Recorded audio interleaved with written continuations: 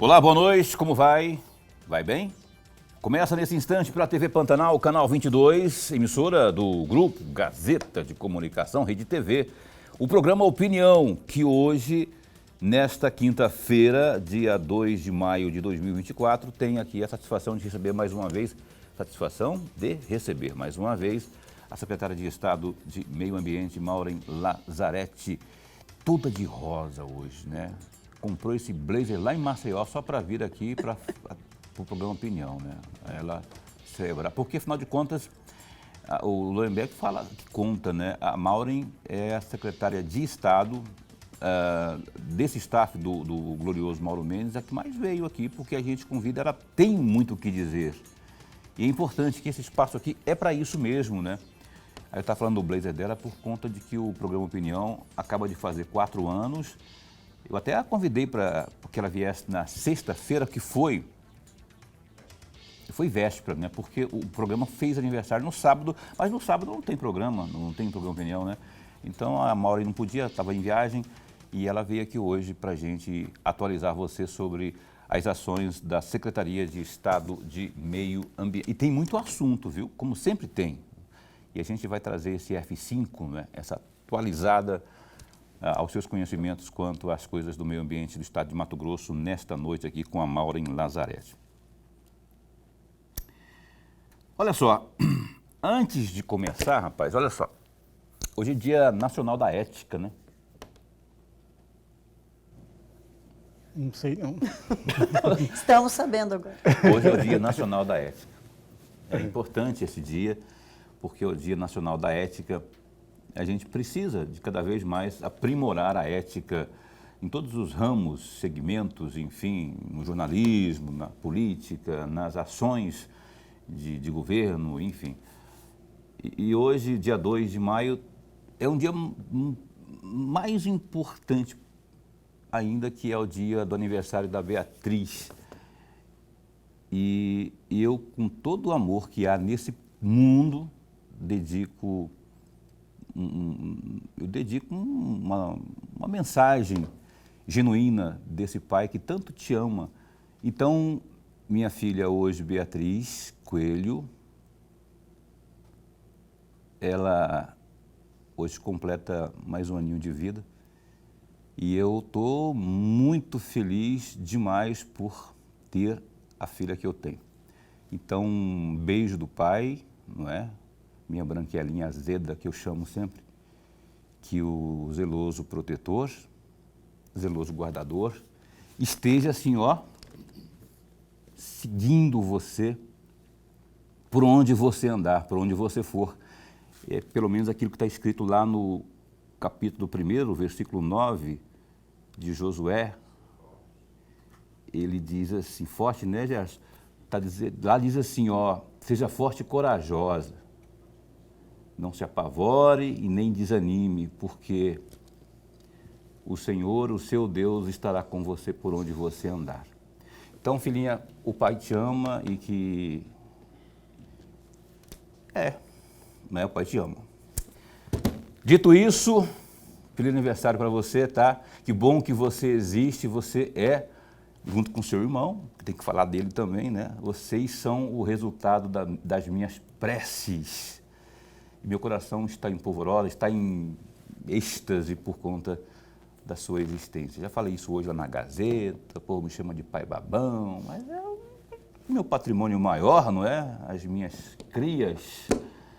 Feliz aniversário, Beatriz. Que você seja muito feliz com seu papaizinho. Um beijo no seu nariz. Lorenberg, boa noite, como vai? Vai bem? Bem, muito bem. Boa noite, Paulo Coelho, e um grande abraço, mas um grande abraço mesmo a todos os nossos telespectadores, a razão maior do nosso programa. E muito obrigado pela companhia. E aproveitando a deixa, desejar mais um grande aniversário da Beatriz. Verdade. O pessoal aqui está me falando no ponto também, filhinha, que também tem uma turma aqui, está dessa parede aqui, ó, tá vendo esse telão aqui? Tá, o telão tem uma parede, da parede tem uma turma ali também, desejando o Boca, não vou falar o nome de todo mundo, quem está ali é o Pedro hoje, o William, a galera toda ali, a Rafa, né? Quem que falou comigo? Quem mais? Boca, fala comigo, quem mais? o Pedro Rômulo, o Rômulo também, tá?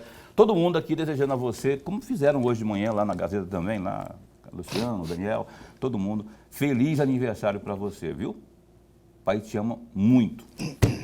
Paulo, você fez o programa hoje só para falar da Beatriz, seria justo, mas a gente tem que trabalhar e o trabalho hoje atende pelo nome de entrevista com Maureen Lazzaretti, a quem eu cumprimento. Muito obrigado por aceitar mais uma vez. Lorenberg fala que é a 18ª vez, mas Lorenberg exagera também, né?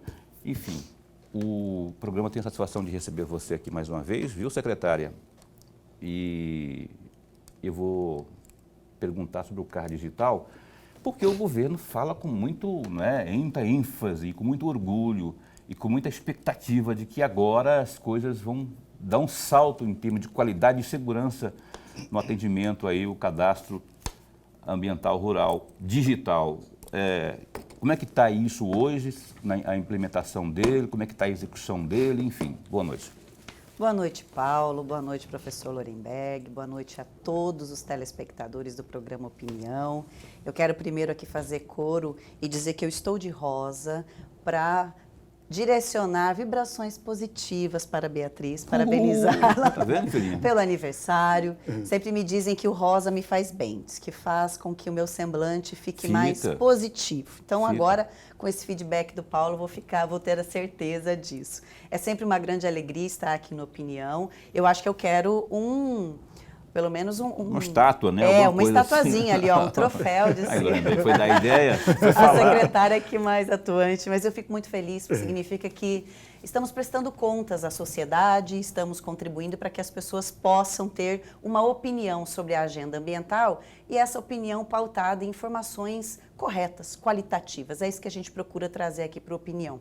E vamos falar então do CAR digital, porque eu acredito que essa é uma informação extremamente relevante para os nossos telespectadores, é uma inovação a nível de Brasil. Nós preparamos esse que nós chamamos do novo módulo do Cadastro Ambiental Rural com muita cautela e procurando, de fato, trazer uma solução para um problema nacional, que é a implementação do Cadastro Ambiental Rural no país, aprovando esses cadastros, ou como nós falamos tecnicamente, validando as informações que foram declaradas pelos proprietários ou possuidores rurais no país. O que é o CAR digital?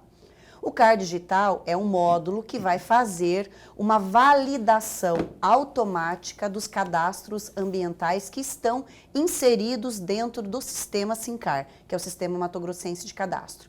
Todos os cadastros estão inseridos dentro do CAR digital, ele funciona mais ou menos assim. Ao invés de fazer aquela análise individual, cadastro por cadastro, um analista olha manualmente, a Secretaria de Estado de Meio Ambiente faz uma análise e validação das bases referenciais daquele município. Nosso município piloto, que já está no ar, já estamos tratando do CAR digital de forma laboratorial, vamos dizer assim, em Novo Biratã, ele já está acontecendo, já lançamos, já fizemos o mutirão. E como foi feito a preparação? Validamos as bases referenciais. Que bases são essas? Área de preservação permanente, vegetação nativa, área consolidada, todos os dados que são necessários para, no momento posterior, nós fazermos um cruzamento automático dos cadastros que foram inseridos no sistema pelos proprietários rurais e o próprio sistema faz validações dessas bases de referência. Como? Ele faz um comparativo entre o que foi declarado pelo cadastrante e aquilo que as nossas bases de referência consideram como corretas para a aplicação do Código Florestal.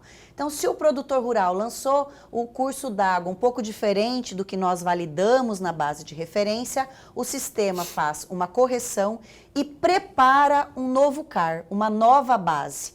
Esse quadro comparativo, esse CAR aprovado com o CAR declarado é enviado ao produtor rural, o cadastrante. Ele recebe uma notificação de que o CAR dele foi validado de forma digital e ele precisa, no sistema, receber essa notificação. Ele tem o prazo de 30 dias para receber, ou seja, aceitar a notificação.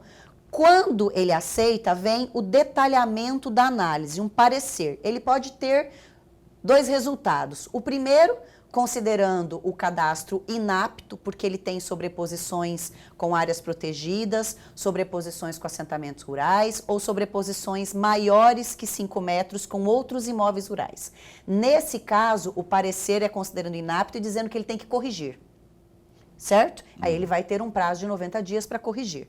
Quando a análise digital considera o CAR apto, ou seja, validado, ele vai receber esse mesmo parecer com esse quadro demonstrando visualmente a imagem do cadastro que ele lançou, a imagem do CAR validado e abaixo um quadro de áreas comparando cada uma delas, o que teve diferença e o que não teve. Ele pode aceitar, ou seja, eu aceito a análise digital da SEMA e o CAR dele é emitido na hora. Ele só vai atualizar, confirmar os dados cadastrais dele, se ele continua no mesmo endereço, se o responsável técnico, ok.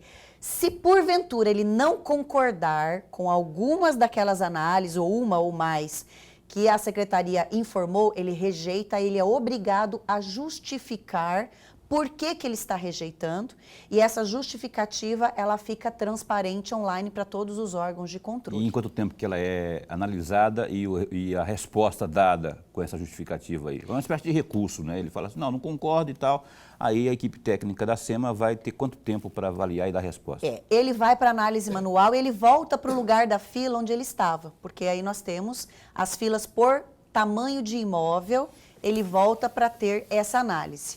Qual é o nosso objetivo no piloto? É validar o maior número de imóveis. Dentro do município de Novo Biratã, dos 1.500, pouquinho mais de 1.500 cadastros existentes dentro do município, 600, pouco mais de 600, são em assentamentos rurais. Assentamentos rurais não entram nessa lógica, porque eles têm um módulo específico para assentamento, em que nós validamos essa mesma base, o INCRA ou o Intermate lançam e o CAR emite automático. Lança a malha dos lotes e o CAR emite automático. Mas dos imóveis privados, certo?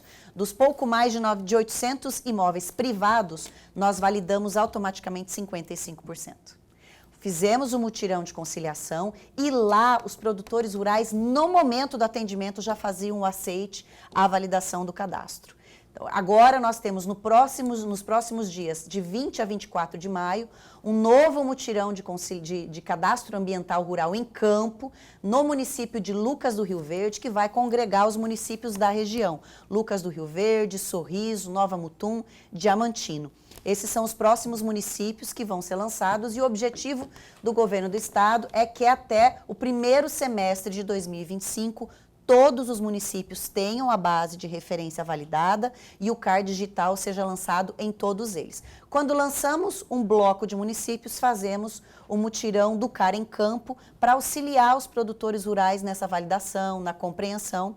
Já fizemos um aprimoramento do sistema depois do lançamento para permitir que esse produtor que está divergindo só de uma parte, ele possa corrigir, devolver, a gente submeter de novo a análise digital e ele pode aceitar. Se o erro for pontual, né? Exatamente. Agora, Maureen, antes de passar para o meu querido Lorenberg aqui, é inevitável perguntar isso, secretária.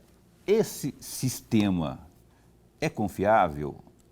Porque parece uma coisa maravilhosa e pelo que você narra aí, descreve, vai resolver hoje essa questão envolvendo aí o cadastro ambiental rural. Hoje muita gente alega tem algum tipo de reclamação. Quando você traz essa informação, não é, alvissareira e tá em caráter de experimento, de piloto, tá, mas pelo que você está me dizendo, já tem inclusive a programação do governo e prazo para digitalizar isso tudo no estado, não é? Mas aí tem aquela questão da dúvida. É confiável? Porque, ainda que seja digital, algum ser humano vai manusear ali, né? Então eu pergunto, é confiável? Qual que é o grau de confiança? Bom, nós acreditamos que não só é confiável, como é absolutamente transparente para os órgãos de controle. Todas as informações ficam registradas e são públicas. certo? Nós apresentamos o módulo para o Ministério de Gestão e Tecnologia do Governo Federal, que hoje é responsável pelo Sistema Federal de Cadastro Ambiental Rural. Foi feito um workshop, inclusive, com outros estados brasileiros, e o MGI já pediu várias outras reuniões por entender que essa alternativa inovadora do estado de Mato Grosso se apresenta como a solução mais concreta e mais exitosa do ponto de vista de preencher todas as lacunas que nós temos até hoje nos sistemas que existem, dando não só transparência, como principalmente fechando todo o ciclo. Por que eu digo isso? Porque nós analisamos, validamos e logo após a validação, se ele estiver passivo, já abre o prazo para apresentar o PRA. O sistema do Pará, por exemplo, que também lançou no ano passado um módulo de cadastro de análise automatizada, ele só consegue validar e resolver os cadastros que não têm passivo. Então, ele aprova e devolve. Quando tem passivo, o cidadão recebe a informação de que ele tem passivo, mas ele não tem onde encaminhar o PRA dele. Diferente porque o do sistema de Mato Grosso, que não tem, o Pará não tem o sistema de PRA. O Mato Grosso já é completo. O nosso é totalmente completo e não só o PRA, como também a apresentação dos relatórios. Professor. Secretário, antes de mais nada, registrar a nossa alegria. Mas muito bom mesmo tê-la aqui no nosso bate-papo. Nós ganhamos muito, particularmente eu, porque toda vez que a senhora vem aqui eu aprendo um pouco mais. Secretária, eu tenho a impressão que os meus três pontos que eu vou colocar sobre a mesa, parece-me que são complemento de parte da resposta que a senhora acabou de nos dar. O primeiro ponto que eu gostaria muito de ouvi-la a respeito é a respeito da licença por adesão e compromisso. E o segundo ponto, a licença ambiental simplificada. Eu estou mencionando esses dois pontos porque estava exatamente no site do Ministério Público em janeiro de 2021, quando a senhora falou sobre o novo sistema da SEMA, que era para desburocratizar e modernizar o sistema. E aí vem com aquela terceira pergunta que eu sempre fiz a partir do quarto encontro que a senhora teve aqui.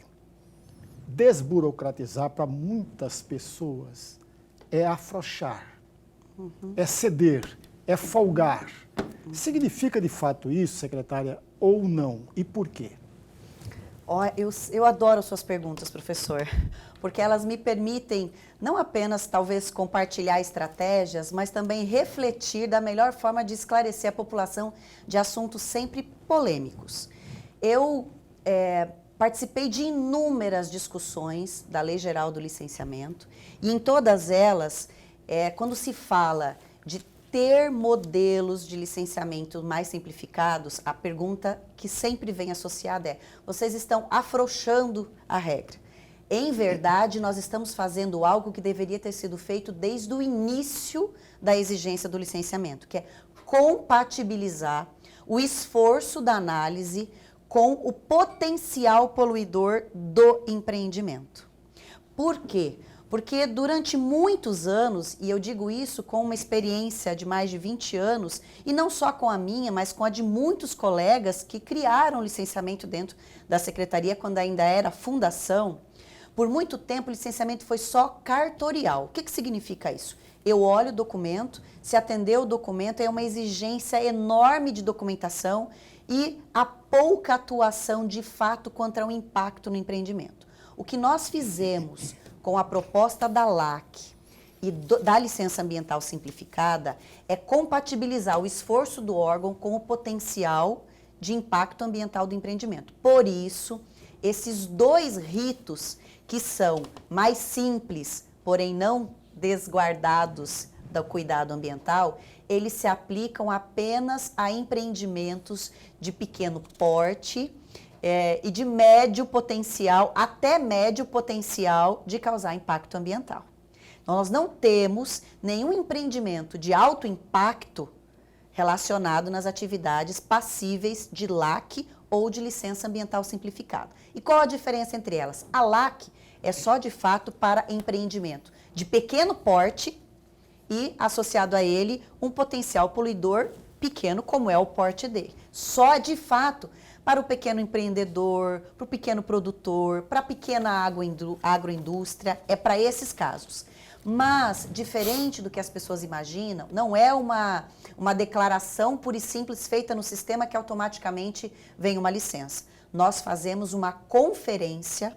Se a documentação e o projeto foram apresentados conforme o termo de referência e se existe uma anotação de responsabilidade técnica vinculada, compatível com aquele empreendimento. E vou lhe dar um dado extremamente relevante para nós.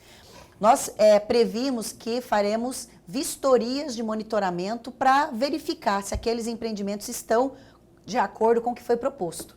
E fizemos uma malha fina, aqueles empreendimentos que estão lá no limite do porte da LAC, nós fizemos a vistoria, em 100% dos casos eles estavam respeitando ou tinham que fazer pequenos ajustes que não comprometia a atividade. E o mesmo acontece com a LAS.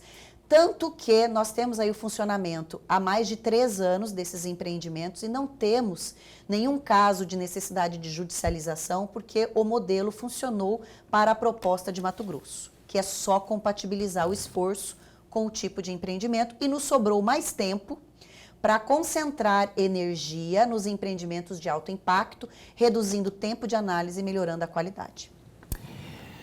Muito bem, a gente retoma já já esse bate-papo com a Maureen Lazzaretti, secretária de Estado de Meio Ambiente. Vamos para o intervalo comercial, só que antes do intervalo comercial, quero dizer para você que tem ação do governo de Mato Grosso em todo o estado.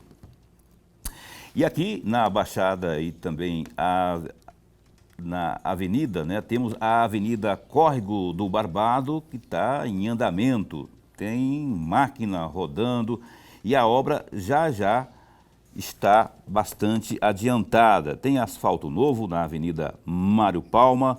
Outra obra importante que está a todo vapor é a duplicação do Rodoanel, que vai desafogar o trânsito na capital.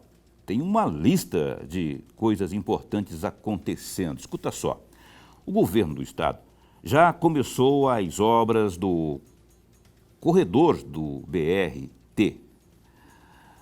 Está também asfaltando 72 bairros em Cuiabá e Várzea Grande. Beneficiou 50 mil famílias com o cartão Ser Família e formou mais de 8 mil pessoas em cursos profissionalizantes com o Ser Família Capacita. Isso quer dizer que para todo lado tem resultado.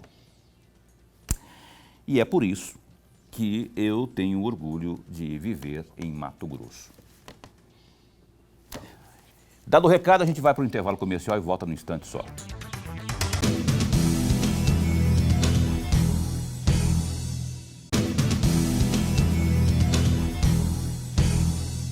Cá estamos de volta com o programa Opinião na sua TV Pantanal, hoje entrevistando aqui a Maureen Lazzaretti, que é a secretária de Estado de Meio Ambiente. Olha, eu falei agora há pouco sobre obras do governo do estado, certo?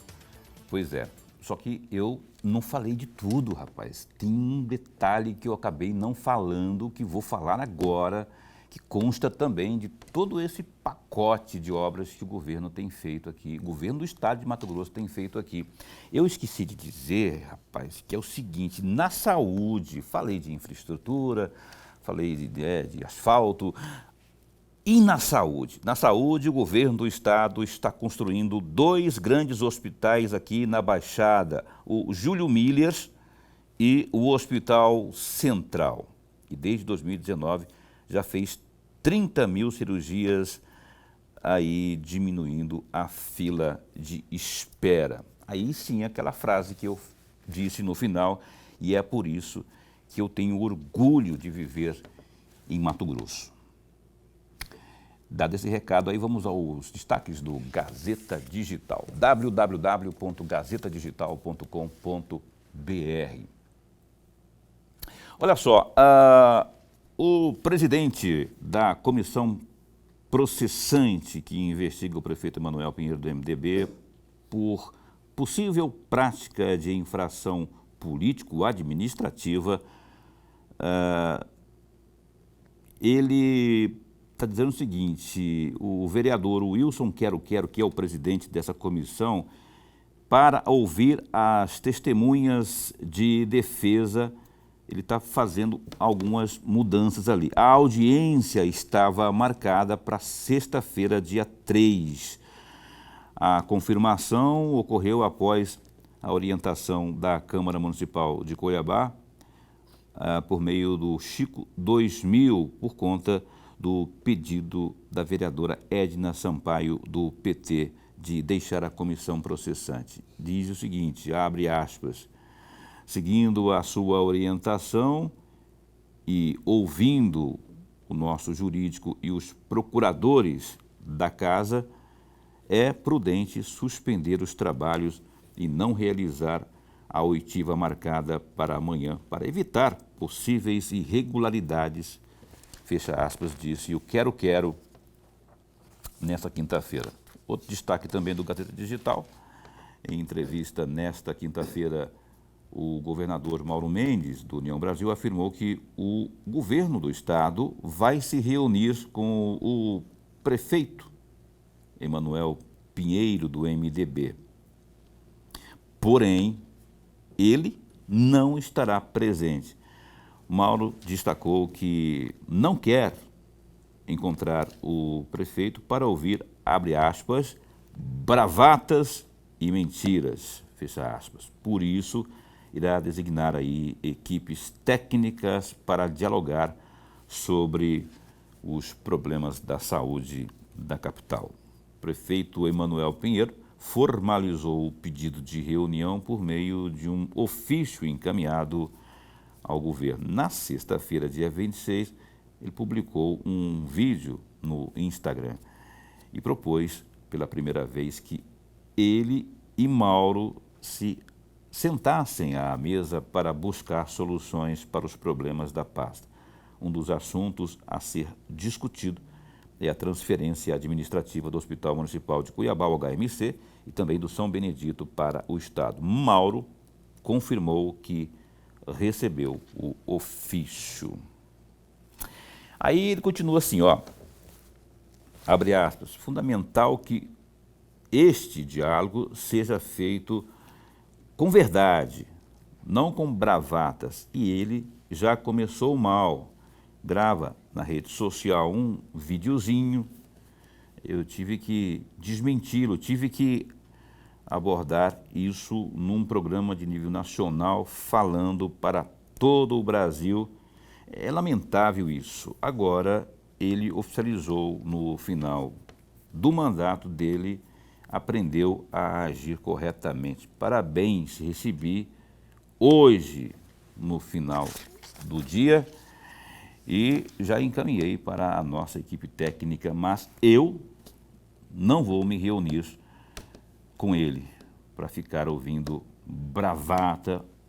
Eu não tenho tempo para isso. Fecha aspas para o Mauro Mendes. Lorenberg, você comenta aí, nego, porque nós falamos sobre isso ontem já aqui, não é? Eu estava até em êxtase, em clima alvissareiro, numa expectativa grande de que houvesse esse encontro entre ambos. Vai haver entre o Emanuel e o governo, representantes do governo. O Mauro Mendes não bota muita fé nisso, não. O que você acha? Paulo, é uma só observação, até porque nós já falamos isso em outros programas, muito rapidamente. Uma das funções do governante, ou seja, do governo do Estado, é atender às reivindicações de todos os municípios. Vamos repetir. Uma das tarefas primeiras do primeiro mandatário do Estado de Mato Grosso é receber todos os representantes dos municípios mato-grossenses. E o representante de Cuiabá é o prefeito. Essa é a primeira tarefa, não tem que escapar, não. Por outro lado, o fato de apresentar um pedido de audiência com o governo, e o governo concede a audiência com a equipe do governo, já é um grande passo. Mas a ausência do governador é algo muito ruim. Ele teria que estar presente, porque ele é o chefe do Estado de Mato Grosso, amigos. Não tem partidário aí, não tem peso ideológico aí, não tem A nem B. ele tem que estar presente, a meu juízo. Eu faço somente o seguinte adendo aí no comentário do Lorenberg. Concordo com quase tudo, eu só penso assim que, analisando de forma fria, o Mauro tem razão no sentido, ele tem motivos para se esquivar de se encontrar ele presencialmente com o... Porque ele olha para o passado, olha pelo retrovisor assim, ele vê que muita coisa... Ele está tentando evitar a politização. E o glorioso Emanuel Pinheiro, ao contrário, está procurando politizar quando ele busca envolver a coisa da opinião pública e dizer que, eu estou tentando, eu quero falar com ele agora para deixar o governador, não o governo, o governador, naquela saia justa, né? E o Mauro, já com esse retrospecto aí das farpas, não é, que houve, ele falou assim, não, vou usar de forma técnica, vou agir de forma técnica para, inclusive, respeitar isso que o Lorenberg falou, que o governo precisa atender a todos os municípios, não é? Então, o governo estará aberto com a sua equipe técnica para ouvir e, quem sabe, atender ao município de Cuiabá com as demandas que serão apresentadas aí. Eu também condeno a politização. Vejo isso muito fácil no Emanuel Pinheiro quando ele... Até porque ele não decide também, nego, porque assim, uma hora ele está lá, eu proponho encontrar com o governador, daqui a pouco ele está criticando o governador. Porque se eu quer fazer a intervenção na prefeitura de Cuiabá, isso é coisa de ditador, é ditadura. Aí, assim, ou você quer harmonizar, quer fumar o cachimbo da paz, você tem que se submeter a uma pequena dose que seja de humildade. Ele vai lá, conversa e tal, passinho para trás, para dar 2 para frente. É o que eu penso, pelo menos. Ainda assim, eu espero que o Emanuel seja recebido lá pelos técnicos lá e que saia desta reunião bons resultados aí para o município de Cuiabá, especialmente nessa área da saúde que está precisando há muito, muito tempo. A Maure Nazarete continua conosco aqui. Eu vou pedir para o Lorenberg abrir o bloco de perguntas à nossa entrevistada desta noite, que é a secretária de Estado de Meio Ambiente. Secretária, agora eu vou pedir à senhora uma pequena reflexão. E essa pequena reflexão está exatamente nos dados que a SECOM publicou ontem. Entre aspas, eu peguei só o primeiro parágrafo. Entre aspas, as ações de combate aos crimes ambientais do governo de Mato Grosso já resultaram na aplicação de 303 milhões em multas somente no primeiro quadriênio de 2024. As ações tiveram como alvos principais os desmatamentos ilegais e as queimadas ilegais. Fecham aspas. E aí eu tenho 2 perguntinhas, muito mais uma reflexão, secretária. Diante desses montante de multas, pode-se dizer que a agressão ao meio ambiente no estado de Mato Grosso é ainda muito grande? Não há ainda uma consciência reinante para respeitar o meio ambiente? É isso mesmo ou não é? E por quê? Professor, eu vou dizer que a reflexão nós fazemos quase que semanalmente em cada reunião que nós temos de planejamento, quando o assunto é estabelecer as ações do governo do estado para combater os ilícitos ambientais. Acho que todos já ouviram o governador Mauro Mendes expor de forma muito contundente o quanto ele se sente frustrado, e posso dizer que essa frustração se estende a mim e à equipe, com o esforço, o trabalho que o governo do estado faz para repreender, e ainda assim a gente continua com um alto número de ilícitos ambientais. Muito maior do que esperávamos, considerando o aumento exponencial de atuação do governo do estado no combate aos ilícitos ambientais. Então eu posso lhe dizer que sim, a gente ainda tem um comportamento da sociedade bastante agressivo ao meio ambiente e que não reproduz o esforço que a gente tem para o efeito pedagógico que se espera com as sanções que são aplicadas. E digo isso com dados do país que o estado de Mato Grosso tem a melhor performance nacional na repreensão de ilícitos ambientais. Com desaparelhamento de infratores, com multas sendo aplicadas em tempo real, as pessoas até reclamam, nossa, mas recebi a multa, o acontecimento se deu há uma semana, eu já recebi e-mail, alerta, e ainda assim a gente vê um comportamento. Mas esse comportamento é da maioria da sociedade? Não. Esse não é um fato, porque esse percentual de infratores, ele não representa a maior parte da sociedade. Mas ele é muito maior do que a gente gostaria que fosse dentro de uma sociedade que hoje está bem informada, que tem um poder público atuando. O que isso nos faz refletir, então? Onde está o erro? E aí, na opinião do governador Mauro Mendes, que num primeiro momento também me causou uma certa surpresa, eu acho que, de fato, a legislação brasileira, a forma como o Brasil repreende os infratores, está muito branda.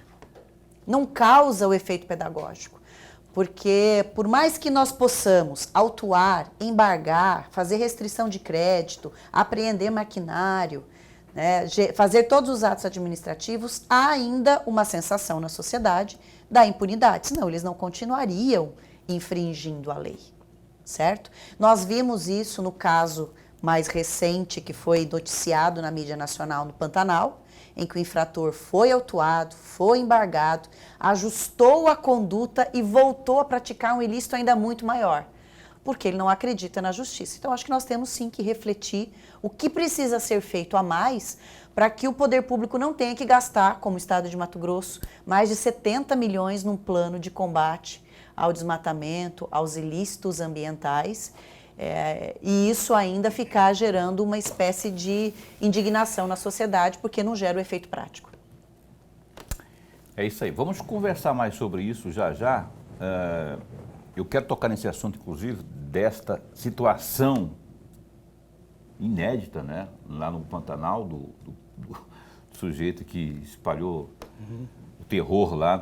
Enfim, e vamos conversar sobre outros assuntos mais. Tem essa operação também aí do governo, da própria SEMA, na questão do combate ao incêndio, né? Todo ano tem essa demanda, porque ali todo ano vai aparecer, né? A briga a luta é para reduzir cada vez mais, conscientizar cada vez mais. Mas a Maureen conversa com você já já sobre esse assunto e outros mais aqui no programa Opinião, que dá um tempo e volta já já.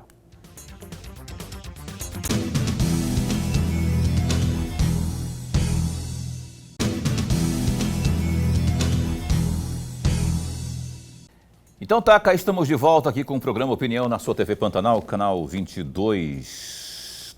A secretária de Estado do Meio Ambiente, a Maureen Lazzaretti, está aqui com a gente, de Alta Floresta para o mundo, né? Ela é filha de Alta Floresta. Tem um orgulho o povo lá de Alta Floresta quando fala dessa Maureen. E está aqui com a gente. E ela está perdurando. Ela começou com o Mauro Mendes, com o governo lá, não é? No primeiro, tá agora, e o Mauro está com o riso na nuca, porque sabe que as metas estão sendo atingidas, né? Da parte da seriedade, por conta do que aquilo que está sendo pregado, está sendo colocado, essa questão do CAR digital aí, ela falou que é inovador, e é mesmo, em que pese o Pará tem alguma coisa, mas não é completo. O de Mato Grosso já é completo, né? A Maureen Lazzaretti, que está no comando aí, rapaz, pensando o quê? A mãe das duas belas, que também são duas meninas, né? Eu falei da Beatriz, minha filha aqui, ela tem uma de 20, eu tenho uma de 19, a Beatriz faz 19 hoje, a sua tem uma de 20, né?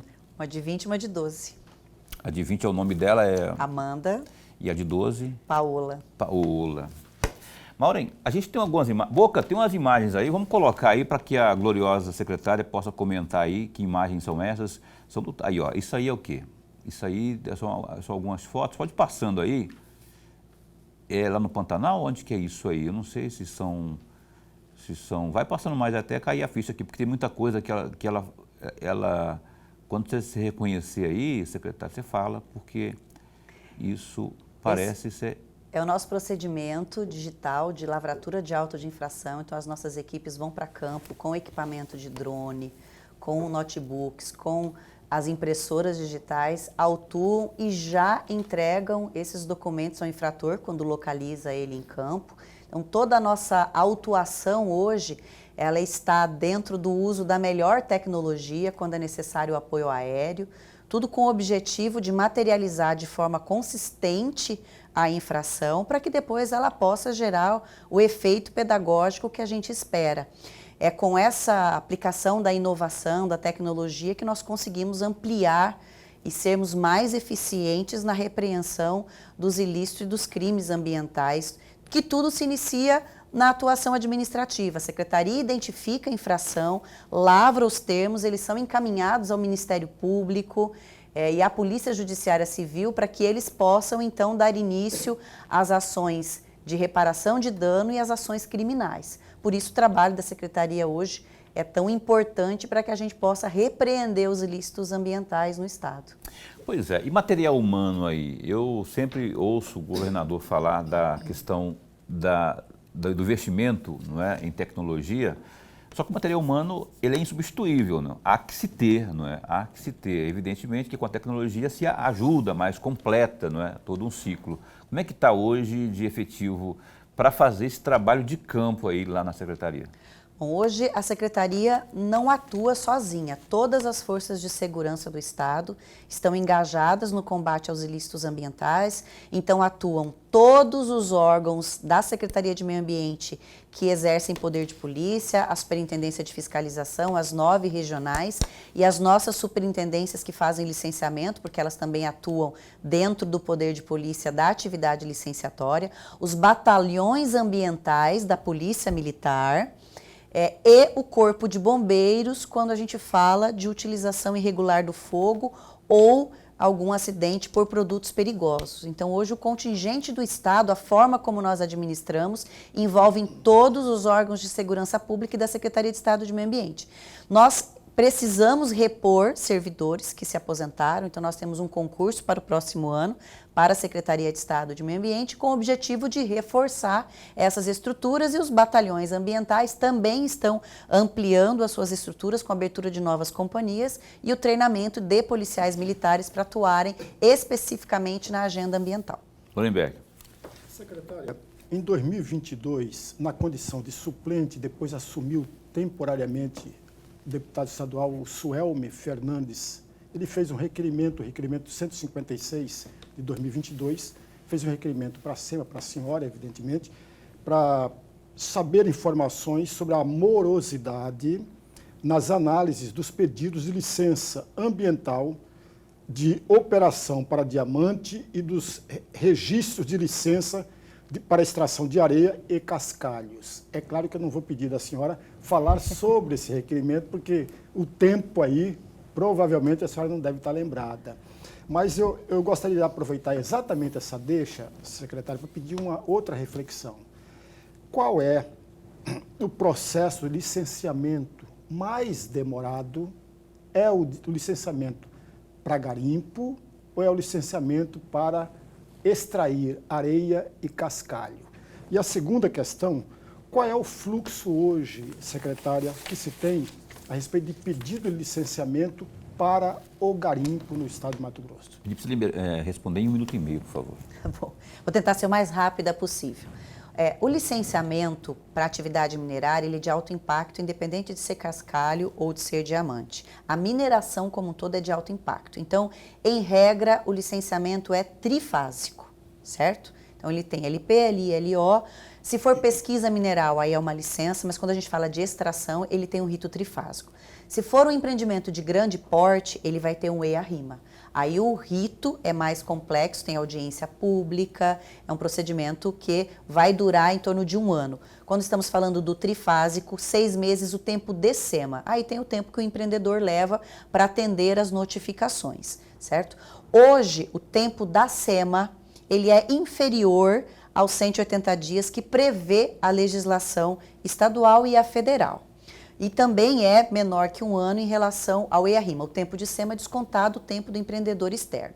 Onde estão os maiores problemas para esses licenciamentos? No documento que deve preceder o pedido de licenciamento, que é a autorização da ANM. Então, invariavelmente, existem ritos, existem problemas na emissão do documento da Agência Nacional de Mineração e aí o licenciamento fica paralisado, fica com pendência por longo período por essa ausência.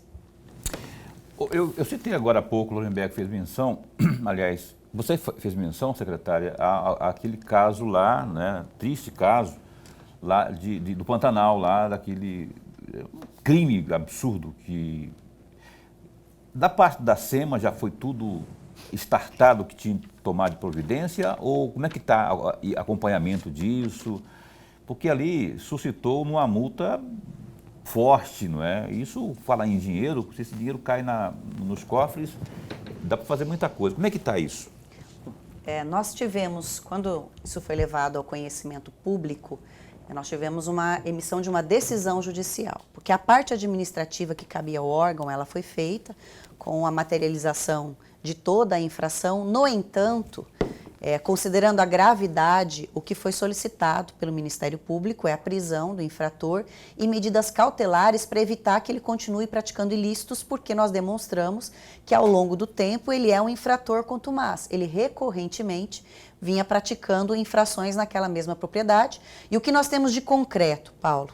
Foi emitida a decisão neste processo que solicitou a prisão do infrator, não autorizando a prisão, mas estabelecendo medidas cautelares que envolvem arresto, sequestro e indisponibilidade das propriedades, além de retirar a administração da propriedade do infrator e passá-la a um administrador judicial que foi nomeado pela Justiça.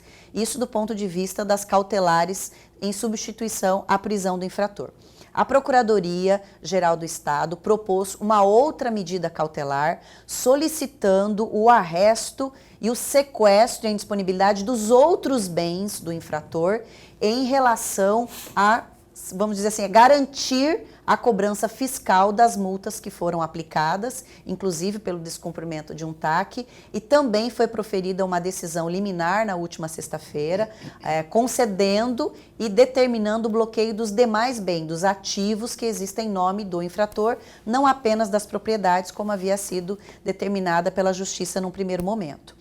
Do ponto de vista do julgamento dos autos de infração, os processos estão em fase de instrução, porque tem que garantir a ampla defesa e contraditório, mas nós entendemos que dentro do prazo legal vai ser finalizada a análise, respeitando a ampla defesa e contraditório. Uma vez concluída a decisão administrativa e já garantida a cobrança, ela vai ser, se não paga de forma espontânea, promovida a inscrição em dívida ativa e a execução fiscal. Enquanto isso, tem a parte recursal que tem que ser obedecida devido ao processo. Tem que ser obedecido também. Eu quero também aqui, Lorenberg, antes de chamar você aqui para conversa, rapaz, eu quero falar ainda de Pantanal, por conta de que tem aí uma força-tarefa, e você estava dizendo que lá no Pantanal, hoje, nesse instante, está tendo um incêndio de grandes proporções lá. Como é que está essa força-tarefa? E em termos de estrutura mesmo, né? Porque o ano passado já tinha evoluído um pouquinho em relação ao ano anterior. Como é que está hoje essas ações de prevenção aí de combate a incêndios florestais aí? Ou naquela parte não existe a aplicação desse trabalho ainda? Não, o Estado de Mato Grosso estabelece o planejamento para os 3 biomas. Esse ano nós temos o fenômeno El Niño bastante agravado e um cenário que chama a atenção, por isso que desde o mês de janeiro nós incorporamos novas ações ao planejamento do governo do Estado. Iniciamos janeiro já com uma cooperação com o Estado do Mato Grosso do Sul, prevendo que será necessário somar esforços para o enfrentamento da situação crítica. O Pantanal dos 3 biomas é aquele que apresenta o cenário mais delicado, com uma forte crise hídrica. Portanto, o decreto de emergências e que define o período proibitivo, publicado no último dia 18, ele traz já ao período em que será proibido o uso de fogo, a não ser que sejam em casos de prescrição específica para evitar incêndios florestais, de 1º de julho a 30 de novembro, nos biomas Cerrado e Amazônia é proibido o uso do fogo, e no bioma Pantanal, até o dia 31 de dezembro, já considerando os dados alarmantes que temos de uma forte onda de calor no fenômeno El Niño e também um cenário de seca ou de chuvas muito aquém daquelas que eram esperadas, que nos trazem uma previsão de uma seca mais extrema antecipada, que somada aos fortes calores, se apresenta um cenário complicado. Por isso, nós já sim incrementamos ações para a contratação de brigadistas, a Defesa Civil para a contratação de aeronaves, para reforçar o efetivo. Mas não adianta apenas o poder público fazer essas ações. Nós também continuamos com aquela tarefa de capacitar as comunidades para a primeira resposta, orientar o cidadão de que se ele tem um excesso de biomassa, precisa solicitar autorização para a secretaria o quanto antes, porque ele só vai poder fazer o uso de fogo para evitar esses eventos críticos até o dia 30 de junho. 30 de junho.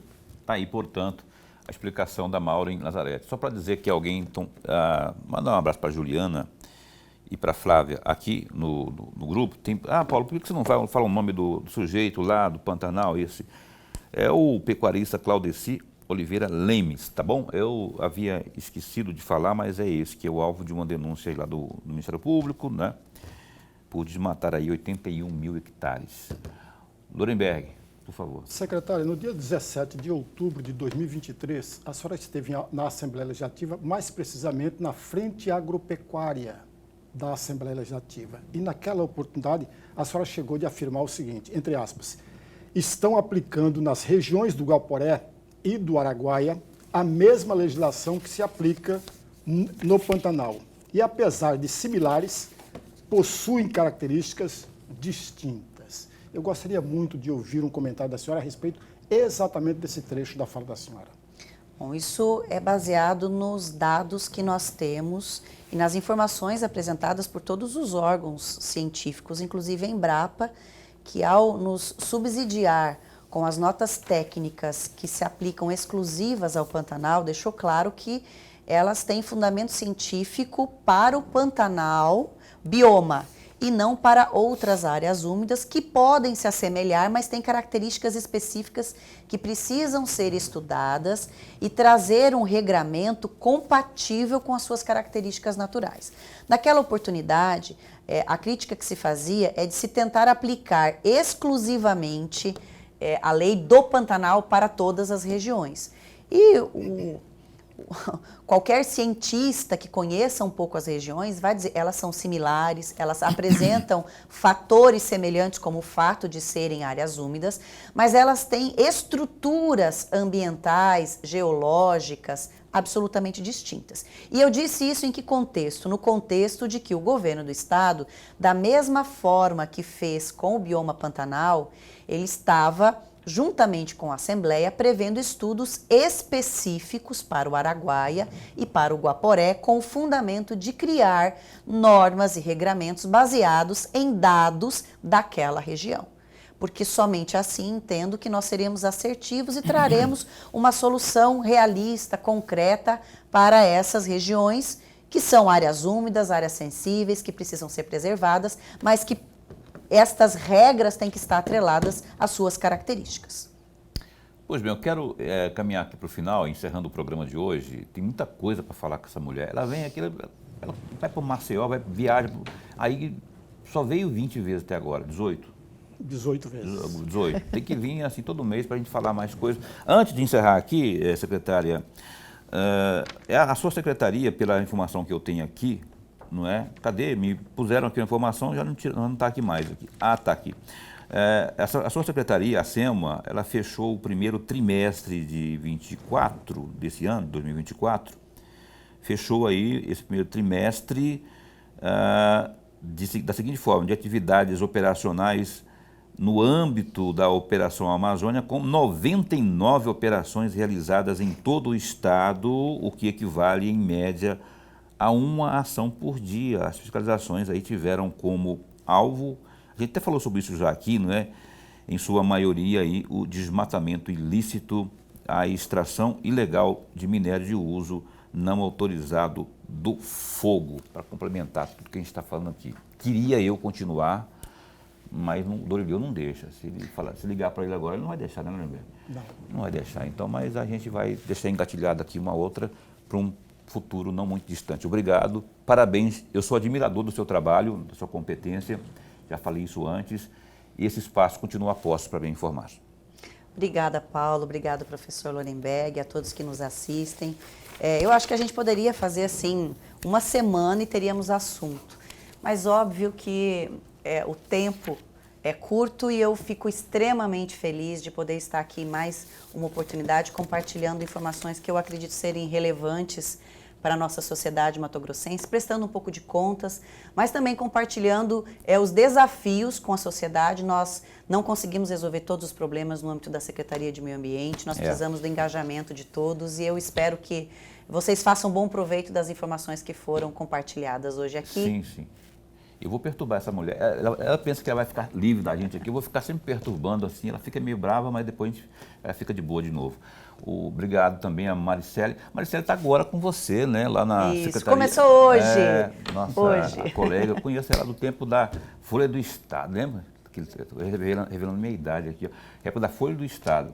Grande profissional, admiro muito o seu trabalho também. Obrigado pela força hoje também, né? E essa trabalha bem também, você vai se dar muito bem com ela. Não é isso, Lorenberg? Com certeza. Até amanhã? Até amanhã. A gente entrevista amanhã aqui no programa Opinião, rapidão, que está encerrando aqui, não é? A coordenadora da Patrulha Maria da Penha, da Polícia Militar de Mato Grosso, Tenente Coronel Vanessa Cícero de Sá, ao vivo às 7h30 aqui. Muitas novidades também aí sobre a patrulha. Acompanhem aqui ao vivo no programa Opinião. Até lá, se cuida, fica bem, fica com Deus também.